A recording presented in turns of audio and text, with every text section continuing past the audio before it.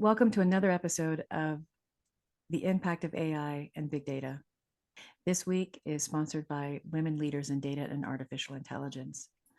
Our guest today, Adita Karkera, she's a leader in Deloitte's AI Institute for Government, as well as pursuing and supporting the Chief Data Officer role within our government and public sectors. Additionally, she's quite busy, editorial board member of Chief Data Office magazine, a chapter leader for federal government and women in data, and she is also a founding member for the Women Leaders in Data and Artificial Intelligence. Welcome. Hi, Melissa. It is great to be on the show, and thank you so much for having me. I am absolutely thrilled that you are here today. Your professional journey, I'd love to start with that. That's the question that we always like to start with at the beginning. You've had a long career, but majority of your professional journey has been in the state government. I'd like to learn a little bit more about how you got into that role. Thanks, Melissa. Yes, it has been a fantastic journey. I've been blessed to be surrounded by a lot of opportunities and a lot of mentors and sponsors, which have gotten me to this point today. But I started off my journey, in 2000? That's how far memory is taking me back today, right now, I should say. In 2000, when I started as a database analyst with the state of Arkansas. Mm-hmm. And at that time, I was helping manage databases for some of our state government programs. From there, managing large data warehouses, and slowly, somewhere in between 2000 to 2021, I started to take a more business-focused role where I was managing data and kind of helping bring business and data topics together for our not only government leaders, but also our clients or citizens. So in 2017, I guess, is when the state of Arkansas established the Office of the Chief Data Office for Arkansas. And I stepped into the role of the Deputy Chief Data Officer for the state of Arkansas. And that was really a pivoting point for me, because now I had the opportunity to take a more holistic approach on how we were managing data across the state, and how we were bringing together data from different departments and different divisions across state government. So that was a really interesting and challenging role in my career trajectory. And then COVID-19 hit all of us, and I had the opportunity to serve on Governor Hutchinson's COVID-19 task force at that time, which was another big moment for me, because I had an opportunity to really shape how the citizens in the state of Arkansas were being impacted with COVID-19, and how us government leaders could come together to help solve or contribute to the solutions towards this problem. And in 2021 is when I transitioned over to serve with Deloitte.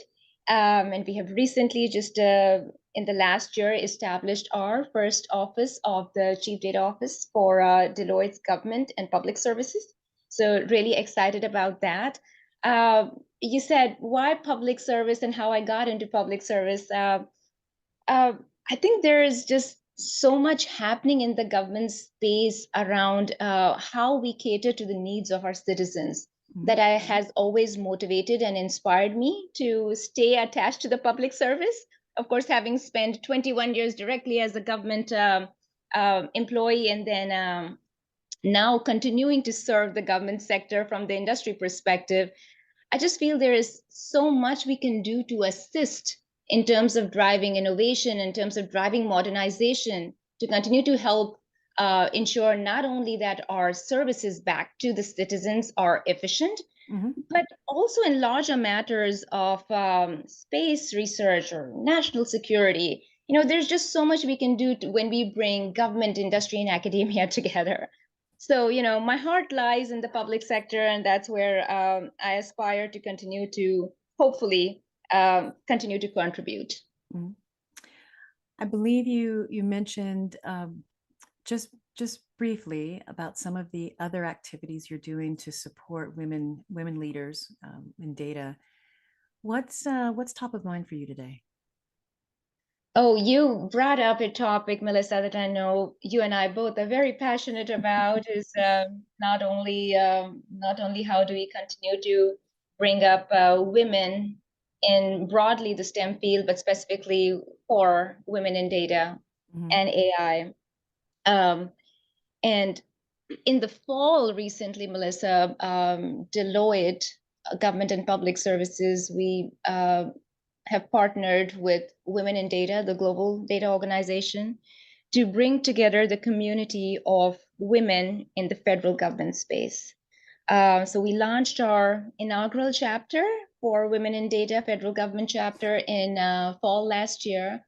And our aspiration is not only to create this network where women can come in and get to connect and get to learn from each other, but also to provide that safe space where women can connect on topics where they don't know who to go to for assistance or who to go to for help with. So Mhm. providing that safe space, providing that community, that network. We're also trying to bring in academia and the universities in this area so that we can see how we can help with issues around building talent in our pipelines to support federal government. So I'm super excited about the launch of that chapter, bringing together our female leaders in the government space. Oh, fantastic. I know that the work and your heart and everything that you're doing is probably what is allowing that organization to flourish. So I know that I am thankful that that's what you are participating in and leading that. I want to shift a little bit more to um, more of the federal sector and specifically your perspective on the 2018 Evidence Act. And for those that aren't familiar with that, the 2018 Evidence Act required that agency leads within our federal government, the agency heads, had to designate a non political official as the chief data office. And I'm interested in your perspective. Have do you know a little bit more about this? Has this been successful um, since 2018? Have we been able to see the results of that come to fruition? Melissa, thank you for that question. Mhm. Yes, I mean, in the federal government, we've been collecting data, whether it's in the paper or the digital form, as far as memory takes us back, right? Mhm. Um, but it was really in 2018 with the Foundations for Evidence-Based Policymaking Act, like you pointed out, that the federal government really put forward this mandate for appointing chief data officers in agencies. I think that itself is a clear sign from the federal government as acknowledging the importance of data and acknowledging that we need to effectively harness data and manage it. Mhm. I think we've come a long way since 2018 to today. Um, since the passage of the Evidence Act, the federal data strategy was also announced in 2019. Mhm. Following the federal data strategy, there has been a federal data council, a federal CDO council that has been established that brings together CDOs across the federal government. And I believe there are close to around 80 CDOs that are part of that federal CDO council. Wow. Um, so the role of the CDO in the government itself, Melissa, just as in any other industry, is not an easy one. But I think the challenges in government sometimes are slightly unique. In as far as the role of the CDO is still fairly new. The roles and responsibilities of CDOs in every government organization are also slightly different based on the mission of each organization and based on how the CDO is situated in the organization. Um, but I do feel like there has been phenomenal progress that has been made since the passage of the Evidence Act back in 2018 to the release of the Federal Data Strategy in 2019 and to where the Federal CDO Council stands today. They also have established multiple committees and working groups as part of the Federal CDO Council, which I think is also another clear evidence that they are moving in the right direction. They're Mhm. bringing together groups of CDOs to focus on pivotal topics like the data skills working group, which is focused on, helping CDOs assess the needs of their workforce's data skills, and how do they come together to create processes and policies or guidance to help improve the state of data skills in federal government. But that's just one working group, and there are several other working groups that have been championed by the Federal CDO Council. So look, are we there and we are all done? No, not yet. But has there been progress since this was first established? Absolutely. I think this is a journey, right? We are in this journey as the federal government as a whole, where at least we've seen a huge shift in the fact that CDOs and data leaders are bringing about this change in culture, where we are moving forward with a data first approach. And data no longer is just considered a byproduct, right? Data is front and center as they are designing their strategies, and they're trying to align their missions, business strategies with driving forth with data. You in particular have a long history in working in the public sector, and both the public sector as well as the federal sector, if we look at both state and federal. I think you have a very unique perspective in understanding what some of the challenges are. So maybe you could highlight some of the biggest challenges that chief data officers in the Fed sector are facing today. So, Melissa, I feel the challenges with data are often the same across industry, that CDOs are facing as a whole. But yes, I do think that there are some specific nuances in federal government, which makes the CDO role really interesting as well as challenging. I think the one thing that we probably need to start off with is that the role of the CDO was created by the Evidence Act of 2018. While the act created the role, I think it lacked exact clarity on what the roles and responsibilities of the CDO needs to be. As I said earlier, the role of the CDO varies slightly from organization to organization in the federal space, and where the role is situated organizationally also has an impact on what the priorities of that role are. I think that itself makes it really challenging for a CDO in the federal government space on aligning what their roles and responsibilities are, the kind of executive leadership support they have based on where they're situated organizationally. Another big area is the amount of funding and the amount of resources that are allocated to these newly created data offices and to chief data officers.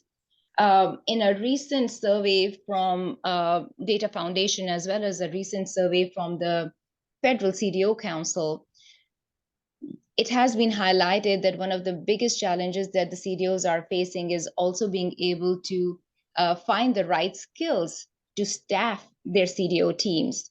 That, together with the challenge of creating a data literate workforce in the federal government space, are probably two big challenges that I hear from my conversations with CDOs day in and out. We also cannot undermine the fact that a lot of government organizations are still dealing with some legacy applications, which are also challenging as CDOs come in and want to put and are needing to put data front and center. The data modernization challenges that they are facing moving from legacy applications is definitely something that is talked about in the CDO space a lot. And then, of course, we cannot undermine the issue of data sharing within the federal government space as well, which I think, again, is a challenge that CDOs face across the board in different industries. And in the government space, data sharing is front and center, because we're talking about for example, getting a holistic view of a citizen from different departments. The value of data sharing cannot be emphasized enough when you're trying to get a more holistic or 360 view of a citizen, for example. So I think those are some common challenges that I continue to hear about from chief data officers in this space. But again, just the fact that the CDOs are in place today and are that prime leader who's driving a data first approach in government organizations gives me huge motivation and aspiration that things are moving in the right direction. There's often this negative perception that things move even slower in the government sector. Um, as I look at the chief data officer role within the public sector, I could think that in some cases, a slower moving might actually be an advantage than, say, this negative perception that things move slower and that's a bad thing. I'm curious what you think. I mean, I feel like progress is important. Mm-hmm. And just as we talked about, the progress that we have seen happening in government since 2018 to now, I think that's a positive sign. The role of the CDO in the government space is really challenging considering the nuances they have to deal with around Mm-hmm. legacy systems, data modernization challenges, funding, resourcing, and so forth. So I think I'll look on the positive side of things that we Yeah. are as a society, as a community, we are making progress, and I think that's important because the areas that we are focused on and the federal government CDOs are focused on are some very challenging mission areas. And so long we're continuing to move the needle and make progress, I think that itself is a big and huge win. Yeah. Yeah, I think sometimes in the private sector, there's a tendency to move fast, and sometimes moving fast is not always the best. There's things that get overlooked, some policies, risk, supporting compliance. So I was curious of your perspective. I think that's very accurate observation that in the government sector, yes, people think the government moves slowly, but in some cases that actually might be worth it so that we get things right the first time. You're absolutely correct, Melissa. I mean, in the government space, I mean, we're dealing with highly sensitive and highly regulated data sets, whether it's, looking at education data or looking at criminal justice data or our data in the defense space. So the challenges with being able to leverage data while making sure that you're doing it in a compliant, secure, and regulated manner cannot be undermined. And as we look forward in implementing new emerging technologies, whether it's AI and others, the risks associated in leveraging data cannot be undermined. The opportunities are certainly exciting, and having the ability to leverage untapped data streams in some cases, or being able to provide insights on data sets that we haven't leveraged before is really exciting. But all of that also comes together with a high risk perspective.